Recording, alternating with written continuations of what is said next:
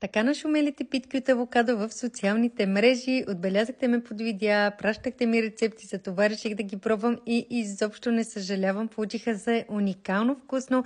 За тях ви трябват само авокадо, кашкавал, яйце. Обърквате всички тези продукти в купа.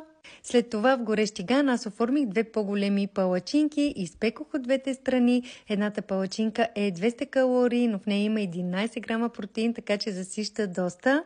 Аз хапнах едната, като гарнирах с крема сирене, малко кетчуп и маруля, може да гарнирате по ваш вкус. Палачинките са подходящи да си ги вземете и в кутия за офиса или училището.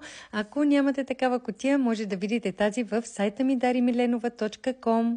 Кутията е от рециклиран полипропилен с 2 нива, с подвижна преграда, с прибори, нож, лъжичка и вилица.